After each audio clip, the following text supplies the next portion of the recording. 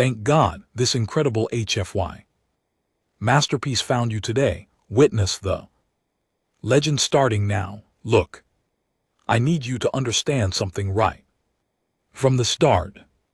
When I first saw Tara step off that transport shuttle music, I laughed. Actually laughed. Not out loud, of course, because I am a professional diplomatic envoy for the Keltern Collective, and we do not mock our potential trade partners. But inside, no, inside I was howling. She was so small, I mean truly music. Genuinely, almost comically small. She stood maybe 1.6 music m tall, which put her at chest height to me. And I am considered short among my people. Her frame looked music, like it might snap if someone breathed on her too hard. Pale skin, dark hair pulled back in some sort of functional knot. And these tiny little hands that she kept clasping in front of her like she was nervous. Her clothing was simple, practical. Nothing like the music ornate diplomatic robes that Dalvin wore or the crystalline armor plating that the Balkan delegates favored. Humans. This was humanity's music, grand, representative. This soft, squishy, fragile-looking creature. Welcome to music, orbital station. Fortress Pinnacle, I said, extending my primary greeting appendage. The translator music, implant in my neck, converted my words into her language automatically. I am Vex, and I will be facilitating today's preliminary music trade discussions. Tara smiled. Actually smiled. Like she was genuinely happy music, to be here in this cold industrial station, floating in the middle of nowhere. Thank you so much for having me. I have been looking forward to this meeting for weeks. Her voice was warm, friendly, nothing at all like the harsh guttural tones music of the warrior races or the melodic complexity of the higher intelligent species. Just pleasant, disarming even. Dalvin appeared beside music, me, his 4 eyes blinking in sequence as he assessed the human. We have prepared Conference Hall 7 for our discussions. I trust your journey was acceptable. Long but comfortable enough. Tara replied, falling into step between us as we walked through the station's main corridor. Your station is impressive. The gravitational stabilizers must be incredibly sophisticated to accommodate so many different species. I glanced at Dalvin. The human had done her homework, at least. Most species did not even think about gravitational accommodation. They simply assumed every station would be calibrated to their comfort. We maintain a standard 0.85 music gravities in common areas. Dalvin explained. It represents a comfortable middle ground for most species. Most civilized species, I added, unable to help myself. Those of us music who evolved on reasonable worlds anyway. Tara tilted her head music slightly, and for just a moment I thought I saw something flicker in her eyes. Amusement, maybe. Reasonable is such music, a subjective term, isn't it? We continued through the station, passing various music species going about their business. A cluster of frilled traders argued over cargo manifests music near docking bay. 3 Balkan engineers worked on a malfunctioning music atmospheric processor. Their thick hides proof against music. The steam that would have boiled my skin off. A tiny Quilix music scurried past, chirping something about lunch appointments. The station was a hub of activity, a neutral meeting ground where a dozen different civilizations could interact without the complications music of planetary sovereignty. It was also, I will admit, a testament to engineering brilliance.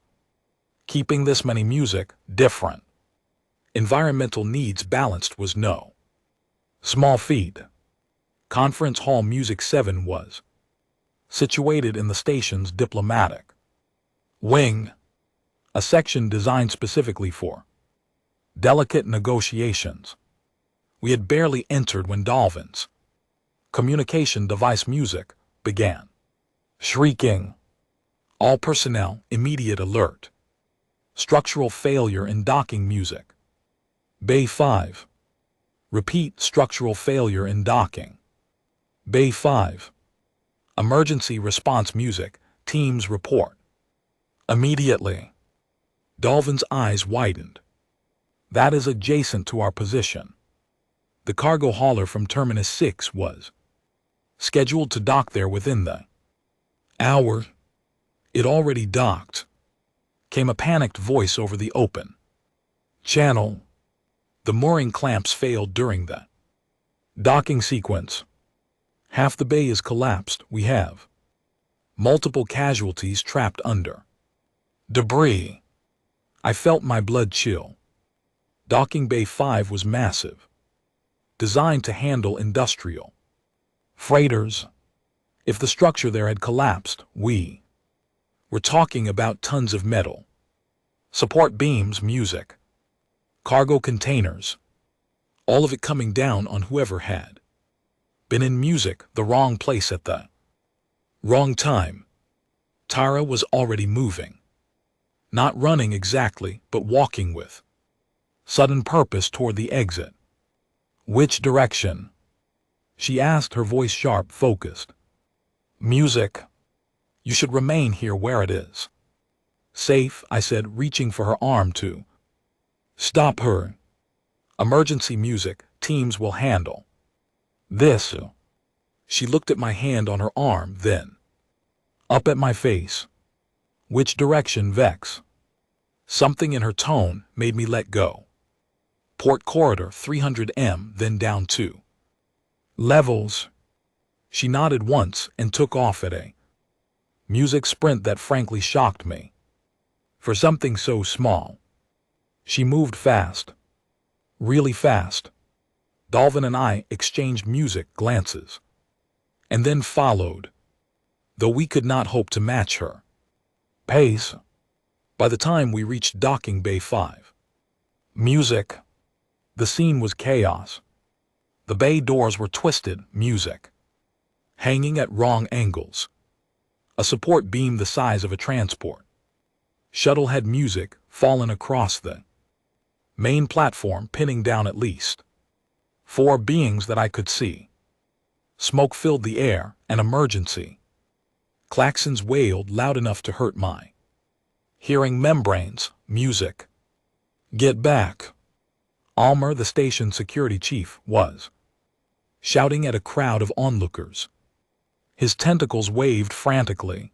The structure is unstable. Music. One more shift and the entire section could go. I spotted Nia, a frilled trader I had worked with before, trapped beneath what music looked like a cargo container. Her breathing was labored, her scales turning the pale color that indicated music shock. Beside her, Gorth, a Balkan engineer, was pinned by a beam across his midsection, and his thick hide was already showing stress fractures. A small form that I realized was Pip, a Quilix interpreter, lay motionless under a sheet of twisted metal plating. The lifting equipment is 3 levels away. One of the emergency responders was shouting, "We will never get it here in time." Tara walked right past them. "Miss, you cannot go in there." Almer extended a tentacle to stop her, but she ducked under it with fluid ease and kept moving. The weight distribution is all wrong. Someone was saying, if we try to lift from that angle, the whole thing will shift and crush. Them. Tara reached music, the fallen support. Beam. It was massive, easily weighing 15. Maybe music 20 tons. Industrial-grade Durasteel, designed to hold entire ships in place during loading operations. She looked music at it for exactly 2 seconds, assessing. Then she grabbed it. I am not using metaphor music here. I am not exaggerating for dramatic effect. I mean that this tiny human female, who barely came up music to my chest, who looked like a strong breeze might carry her away, wrapped her small hands around a support beam, music that should have required industrial machinery to move. And she lifted it. The metal groaned, not from strain, but from the sudden shift in weight distribution. Tara's arms tensed, muscles becoming visible under her skin in a way I had never seen in any species. Her feet, planted wide, seemed to sink slightly into the deck, plating from the sheer force she was. Music exerting downward to counterbalance the weight. Move them, she shouted, her voice tight. Music but controlled. I can't hold this forever. For a moment, nobody moved. We were all frozen, music, our brains trying to process what our eyes were showing us. It was physically impossible. The math did not work. The biology did not work. Nothing about what we were seeing made any sense, music whatsoever. Move, Tara said again. And this time there was an edge to her voice, music that snapped us out of our shock. Almer surged forward, his tentacles wrapping around Nia and pulling her free. 2 other responders grabbed Gorth, dragging his massive bulk out from under the beam. I found myself running forward, reaching for Pip, my hands shaking as I scooped up the small being. Clear, Almer shouted. Tara set the beam down. Not dropped it. Not let it fall. She set it down carefully, controlling its descent so it would not music cause another collapse. Then she straightened up, rolled her shoulders once, and turned to face us. Her forehead was damp with sweat. Her breathing was slightly music elevated, but she was smiling, that same warm, friendly smile from before. Is everyone okay? She asked, brushing dust off her hands. Anyone else need help? I stared at her. We all stared at her. Dolvin's 4 eyes were blinking out of sequence, a sure sign of severe cognitive distress. Almer's tentacles had gone completely music limp, hanging at his sides like dead weight. Nia, gasping for breath, music but alive, looked up at the human with something approaching religious awe. What are you? I whispered. And I did not care, music, that it was the rudest thing I'd ever said to a diplomatic guest. Tara's smile widened just a fraction, and for the first time I noticed her teeth, flat in front, sure, but sharp in back. Predator teeth. How had I missed that before? I'm just a person from Earth, she said simply. We all grow up, music, lifting heavy things. It's kind of necessary when you live where we do, where they lived. I realized. And GT, music. And GT, standing there in that ruined docking bay, surrounded by impossible physics and shattered assumptions that I knew absolutely, music, nothing about Earth, nothing about humans, nothing about what we had just invited to the negotiating music table, and judging by the look in Tara's eyes. The look that was patient and kind, but also deeply, fundamentally alien in a way I was only now beginning to understand. That ignorance might be the most dangerous thing in the galaxy. I spent the next hour in my quarters, staring at my data terminal like it might suddenly start making sense. It did not. Earth, I muttered, scrolling through the planetary database. Let me see what kind of nightmare you actually are. The numbers appeared on my screen, and I had to read them 3 times before I accepted they were not some kind of clerical error. Gravitational force, 9.8 ms music squared. I converted it to standard units and felt my stomach drop. 12 times music, the gravity of Kelthar, my home world. 12 times what the Frill experienced. 12 times what most species in the known galaxy considered survivable for long-term habitation. That is a crushing music death trap, I said aloud to my empty room. But it got worse, music. So much worse.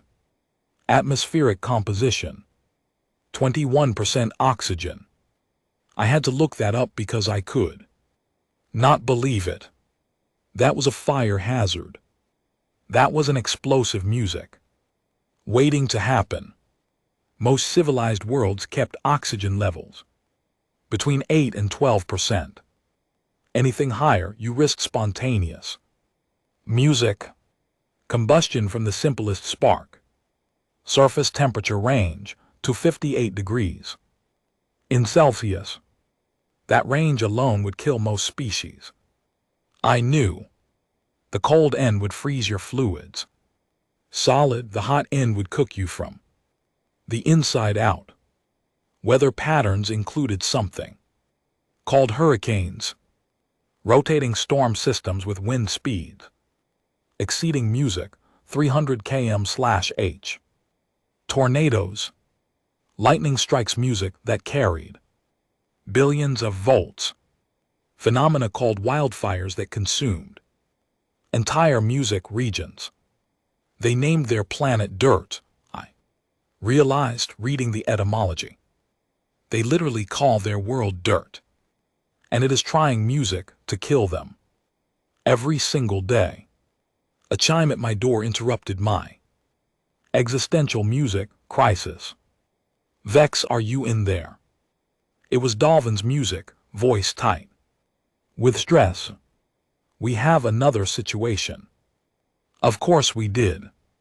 Because apparently today was the day the universe decided to test music exactly how much insanity I could handle before my brain simply gave up.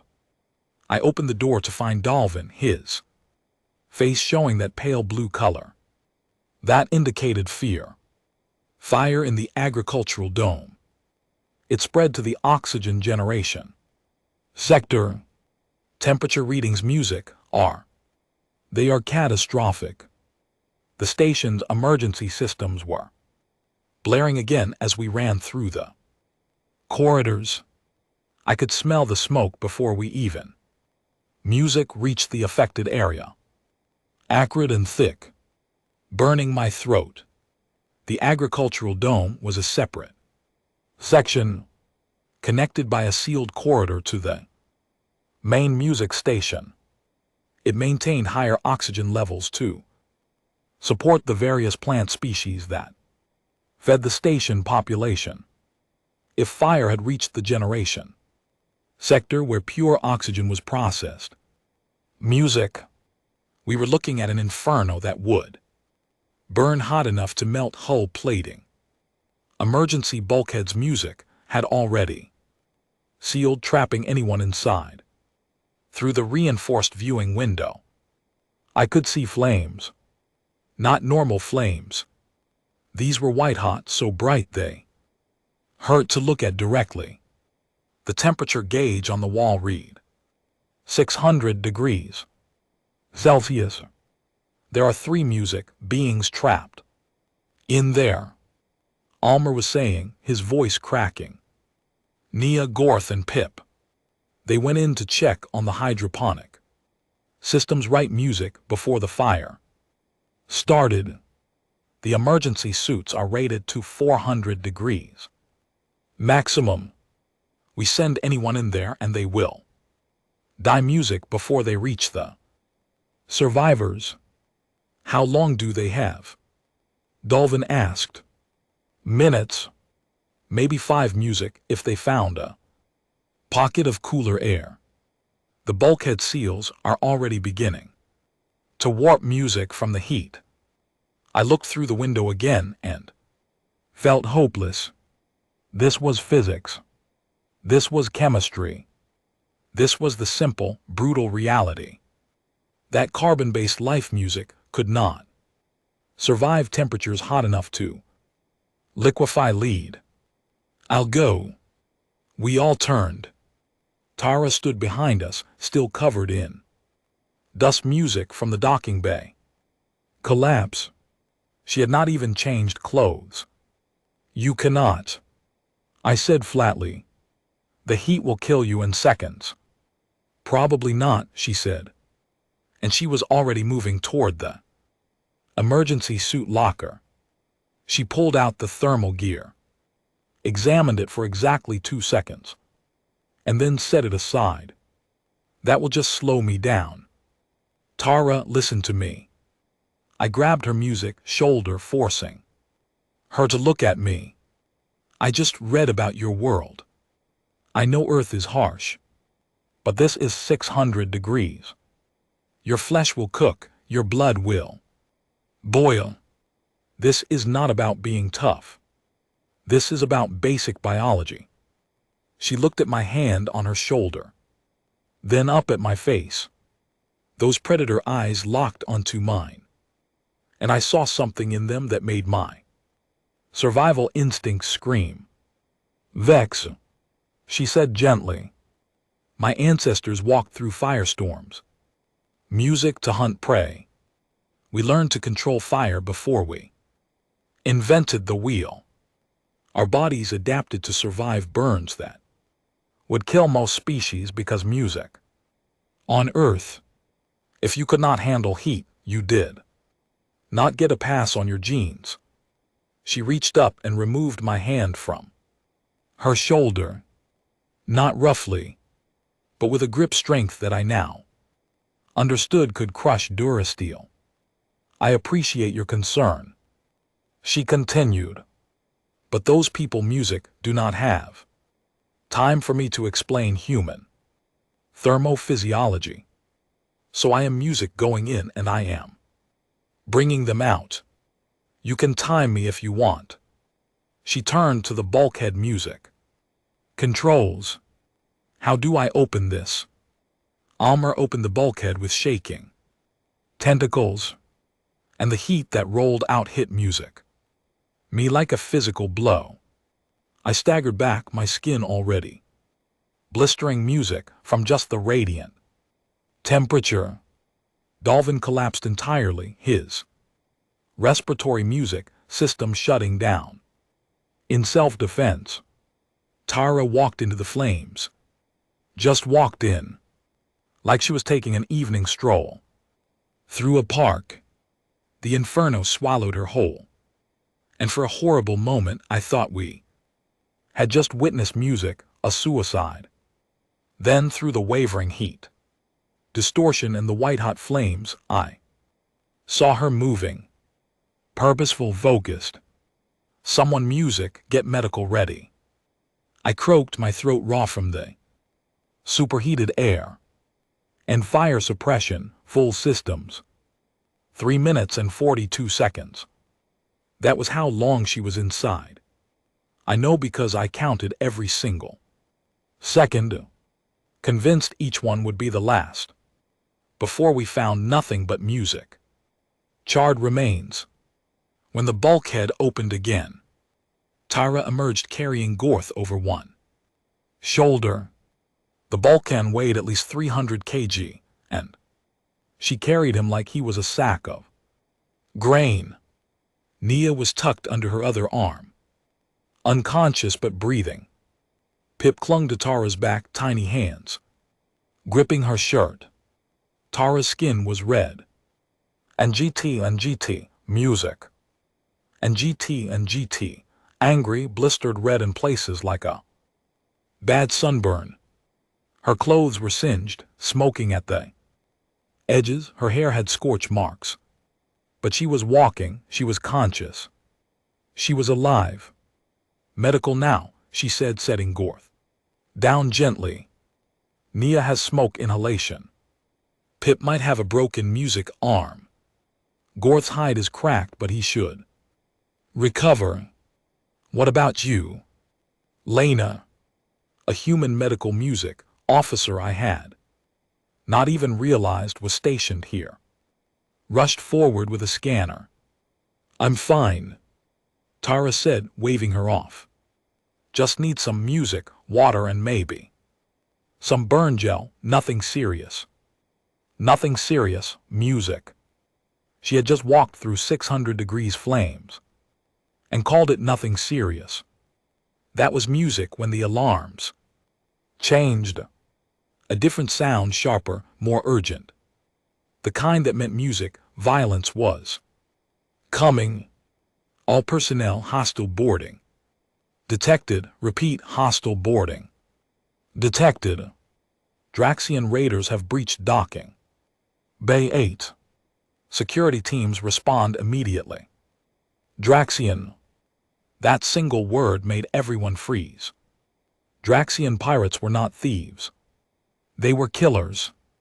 They wore military-grade exoskeletons. Music that multiplied their already considerable strength by a factor of 10. They carried plasma weaponry that could cut through hull plating. They took no prisoners, music left no survivors. And their reputation across 12 sectors was built on music, mountains of corpses. How many? Almer demanded music into his communicator. Scans show 15, maybe 20. They are moving fast, cutting through bulkheads. They will reach the residential areas. 10 minutes. I felt cold despite the lingering heat. From the fire, 15 Draxian raiders could slaughter everyone on the station. Our security forces were equipped for crowd control, music, and minor disputes, not military assault. Evacuate the civilians to the core bunkers, Dalvin ordered, having recovered enough to stand. Seal every bulkhead between here and their position. Maybe we can slow them down. Long music. Enough for a distress signal to reach the nearest patrol. Or I could go talk to them, Tara said. We all looked at her like she'd lost her mind. Talk to them, I said. Tara, these are Draxian music raiders. They do not talk, they do not negotiate. They kill everything music. They encounter because that is what they do. It is their culture, their purpose, their entire existence. Then I will not talk for long, she replied, and started walking toward docking bay 8. Tara, wait. I ran after her, grabbing her arm again. I seem to be making a habit of that. You cannot fight them. Yes. And GT, music. And GT, you are strong. Yes, you are durable. I understand that now. But they have weapons. They have armor. They have numbers. She stopped and turned music to face me fully. When she smiled this time, it was different. Not warm. Not friendly. It was the smile of something music that had teeth and knew how to use them. Vex, she said softly. Do you know what the apex predator of Earth is? I shook my head. suddenly very aware that I was standing. Extremely music, close to something. Dangerous. We are, Tara said. Humans. We climbed to the top of the food chain. On music, a planet that was actively trying to kill us every single day. We did not do that by running away. She pulled her arm free from my grip. Now, if you will excuse me. I have pirates to handle. You should probably stay music back. This might get messy. I followed anyway, music. Of course I followed. I am an idiot, apparently. But I had to see this. Had to know if humans were really what I was beginning to suspect they were. We reached docking bay 8 to find Almer's security team already pinned down. Plasma bolts screamed through the air, melting holes in bulkheads. The Draxian raiders moved like machines, their exoskeletons making each step. Thunderous music boom against the deck. Plating. Havrik, their captain, stood at the center. He was massive, even by Draxian standards. His exoskeleton painted with kill marks. Music that covered every centimeter of available surface. 2M of armored murder with plasma. Music cannons mounted on both arms. This station now belongs to the Draxian Freehold. He roared, surrender and your deaths will be quick. Tara walked into the middle of the firefight. Plasma bolts flew past her head. She did not music flinch, did not duck, just kept walking with that same purposeful stride until she stood 5M from Havrik. Hi there, she said cheerfully. I am Tara. I need you and your friend's music, to leave right now. Havrik stared at her. Then he started laughing. Music. A sound like grinding metal. A human. They sent a tiny human to negotiate. He raised one music plasma cannon, pointing it directly at her face. I have heard of your kind. Weak, soft. You barely qualify music as sentient. That is a common misconception, Tara said. Want to know something, music interesting about humans? I want to watch you burn. Havrik pulled the trigger. The plasma bolt music hit Tara square in the chest at point-blank range. The temperature of a plasma discharge. Music is approximately 15,000 degrees.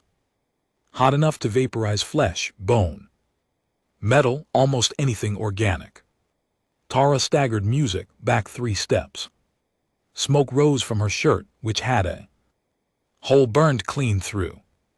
The skin underneath music was charred, blackened, and I could see bone in places. She should have been dead. Should have been a pile of ash. Instead, she looked down at the music wound, touched it gingerly, and winced. Okay, she said, her voice tight with pain. That actually hurt. Now I am annoyed. What happened next happened so fast that my brain could barely track it. Tara moved, and suddenly she was not where she had been. She crossed 5M in less than a second, faster than any being her size should have been able to move. Her fist hit Havrik's exoskeleton chest plate, the armor designed to withstand military-grade explosives, crumpled like paper. The impact sent Havrik flying backward into 2 of his crew, and all 3 went down in a tangle of metal and limbs. A raider to her left opened music. Fire. Tara caught his arm, the one with the plasma cannon, and twisted. The exoskeleton joint shrieked and snapped. She used the raider's own weapon to shoot 3 others before music discarding him like trash. She's unarmed.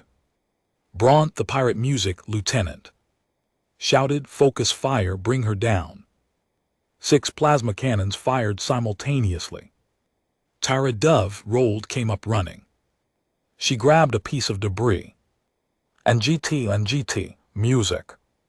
And GT, a chunk of deck plating weighing maybe 50 kg, and threw it like a discus. It hit Bront with enough force music to crush his exoskeleton and pin him to the wall. The fight lasted 2 music minutes. When it ended, 15 Draxian raiders lay unconscious or incapacitated. Their armor was ruined, their weapons. Music scattered. And Tara stood in the center of it all. Breathing hard, music burned in. Bleeding, but very much alive. "Medical," she called out. "These raiders need music attention. Some of them have broken bones." I walked forward, music on shaking legs. "How are you still standing? The plasma. The wound, you should be dead." Tara looked down at music, the hole in her chest. "Oh, this. Yeah, it is pretty bad. Human bodies have redundant systems. Though, takes more than one music hit to shut us down completely. Evolution, you know. When everything on music, your planet, is trying to eat you, you learn to keep fighting even when you are injured. But the strength, the speed, lifting music that beam, surviving the fire, all of it." My voice was music, rising panic, edging in. "What are you?" Tara sat down heavily, wincing as Lena rushed over with medical supplies. "I told you I am human. We come from a planet with 12 times the gravity you are used to. Our muscles, our bones, our music. Entire skeletal structure developed under crushing weight. We breathe an atmosphere so rich in oxygen that our cells produce energy at rates you would consider impossible. We survive temperature extremes that would music kill most life." She paused while Lena applied something to her burns. "Earth made us this way." She continued quietly.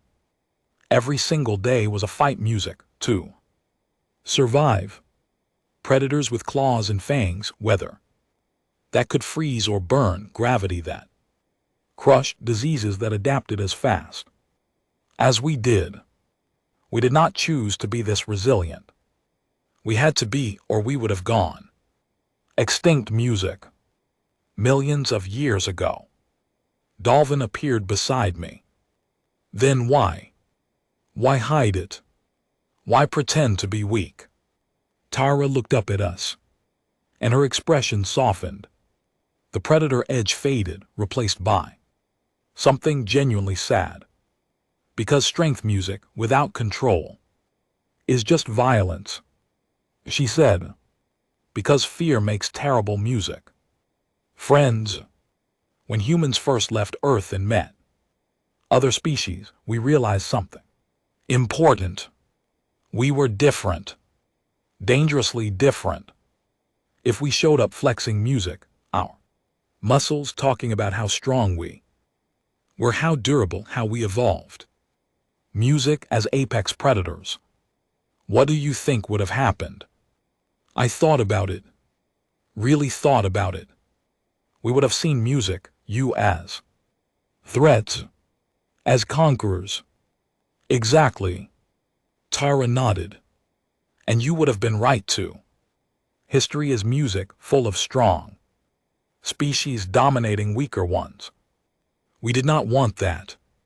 We did not travel music to the stars to become the bullies of the galaxy. We wanted friends, partners, equals, even if biology music says otherwise. She stood up slowly, Lena supporting her. "So we downplay music. We act soft, we let people underestimate us. We use our strength only when necessary. To protect, never to intimidate. Music. Because the real measure of power is not how much force you can apply, but how much restraint you can show. The other aliens who had been hiding during the fight began emerging. Neo approached carefully, her scales still pale. You saved us 3 times today. Why? Because that is what decent people do. Tara said simply. Strength means responsibility. My planet made me this way, but I get to choose what I do with it. Havric groaned from music where he lay, pinned. Tara walked over, checked his injuries, and actually adjusted his position too. Make him more comfortable. The raider who music, moments ago, had tried to kill her. Medical will fix you up, she told him. Then station security will process you properly. But you will live. Everyone here will live. I understood then. Truly understood. Humans were not hiding weakness. They were hiding overwhelming power. Behind gentleness, they were choosing kindness when they could have chosen music, domination. The trade negotiations. Dalvin said suddenly, do we still want music to proceed? Tara grinned. And this time it was music, that warm, friendly smile from the beginning. I hope so. Earth has a lot to offer. And we really do want to be friends. Music. I looked at this small, impossible, terrifying, wonderful being. I think the Keltheran collective would very much like to be friends with humanity. Good, Tara said. Just remember, we are stronger than we look, but we are also kinder than we need to be. That is the part, music, that matters most. And watching her help her former enemies while bleeding music from a plasma wound, I believed her.